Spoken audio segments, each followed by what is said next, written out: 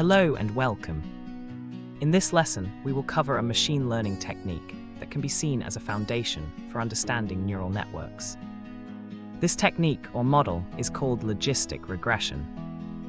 It is a simple yet very useful technique for solving various classification problems, such as spam detection, diabetes prediction, credit granting, among others. By the end of this lesson, you will be able to implement systems using this technique and the Python programming language. To better understand this type of model, it's important to know how to classify machine learning systems. Machine learning is a subfield of artificial intelligence, and its goal is to develop systems that can learn and improve automatically with data or by obtaining information. We can divide machine learning models into supervised, unsupervised, and reinforcement learning. In supervised models, the system learns from examples.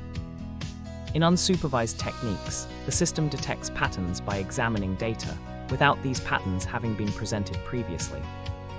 Finally, in the third class of models, reinforcement learning, the system learns from its actions and the feedback received in terms of rewards. Logistic regression is a supervised learning technique. Supervised models can be divided into classification systems and regression systems.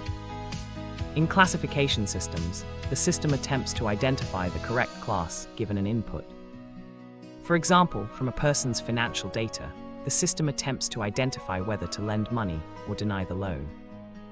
Another example, the system can receive data about a particular animal, and from this data, identify whether it is a mammal, reptile, bird, or amphibian. In the case of regression, the system attempts to output a value from the received data. For example, from receiving financial data, the system can try to predict the inflation rate. It is a technique widely used in the financial market. Despite the name, logistic regression is used for classification.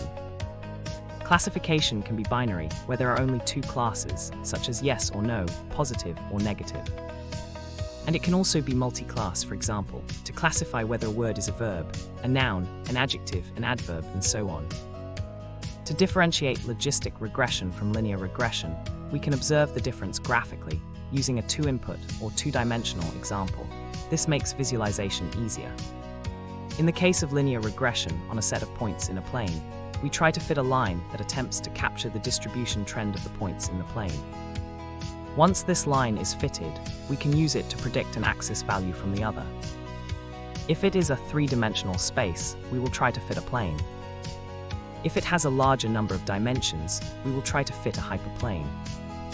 In the case of logistic regression, what we want is to return a decision of the yes or no type or a classification. So drawing a straight line is not enough. Consider this simple example, where a decision needs to be made about whether to lend money to a person based on their salary. Based on previous loan data, it's difficult to fit a line that can answer this question. However, if you use a curve in S-shape as opposed to a straight line, it's easier to make this adjustment. When entering the salary value into the curve function, if the value is closer to the top of the curve, the answer will be yes. Otherwise, it will be no. To transform the line into a curve, it is necessary to introduce a nonlinearity. A commonly used function to introduce this nonlinearity is the logistic function. Hence the name logistic regression. Here we can see the general formula of this function. We would like to highlight the fact that it is a fraction, with the numerator being the number 1 and the denominator being equal to or greater than 1. This means that the value of the function is limited between 0 and 1. In the denominator, we have an exponentiation, based on a mathematical constant called Euler's number, whose value is approximately 2.718. The logistic function is a function with interesting characteristics.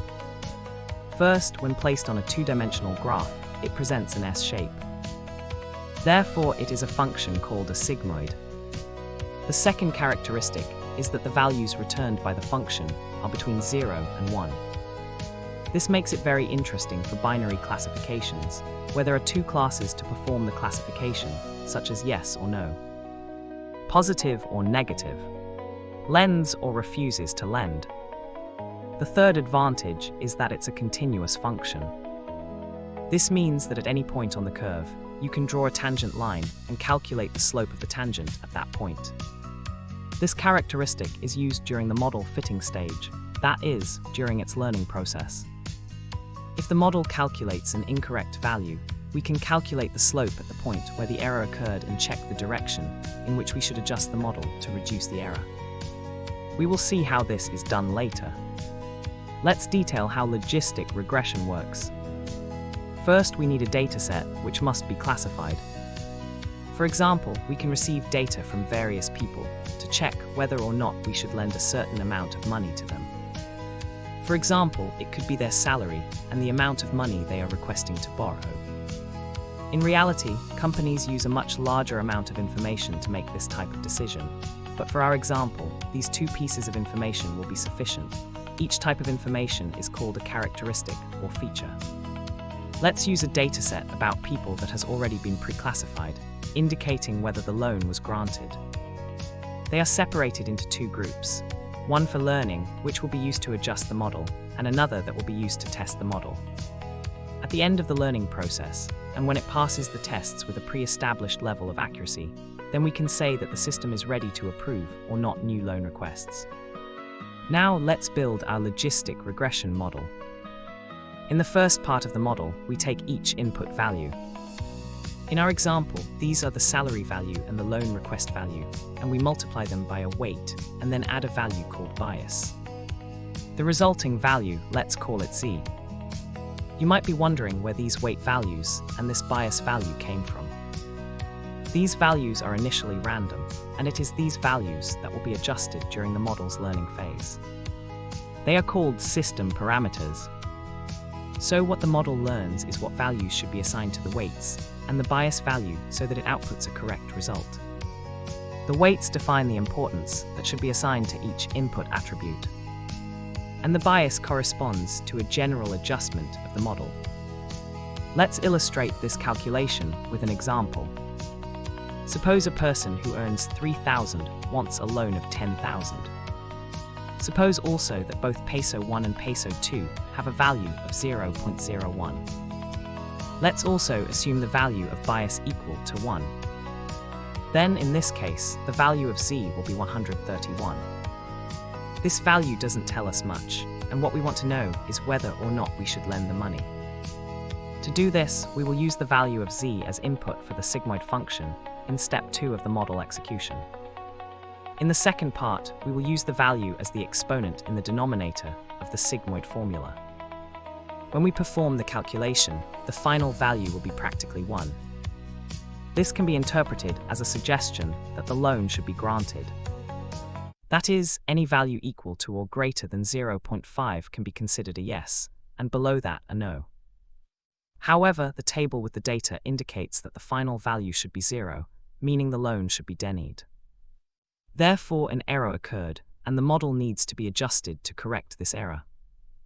This correction is done during the learning process, and we will explain how this step is performed a little later. Now, we would like to explain what was done in a more graphical way. We can view the calculation of logistic regression as a flow. We have the input attributes, which can be seen as a sequence of values x1, x2 up to xn. These values are multiplied by their respective weights w1, w2 up to wn. The results of the multiplication are summed, along with a bias value, generating a value, z. This value is applied to the sigmoid function, represented here by the Greek letter sigma. This function is also called the activation function, and, as we will see later, there are other possible functions besides the sigmoid function. The value generated by the activation function is the value emitted by the network, represented here by the letter y with a circumflex, also called I hat. We use this notation to indicate that it is an estimated or calculated value and to differentiate it from the expected or real value. This model is a metaphor for the functioning of a neuron. A neuron is connected to other neurons by means of filaments called dendrites. Neurons provide inputs to others through electrochemical stimuli. The strength of each stimulus will depend on the strength of each connection, which is equivalent to the role played by weights in logistic regression. In a neuron, if the stimuli received exceed a certain threshold, the neuron fires, emitting an electrochemical signal through its axon, which will be transmitted to other neurons. Because of this similarity, although superficial and not reflecting the complexity of a neuron, logistic regression can be seen as an artificial neuron. And as we will see later, the composition of these neurons in a network forms an artificial neural network. Before we continue, let's talk a little about the notation used in our formulas. When a variable represents a single value, we use a normal lowercase letter. When it represents a vector or matrix, we use a bold lowercase letter. Now that we understand the calculation done by logistic regression, let's describe this step in a slightly more formal way.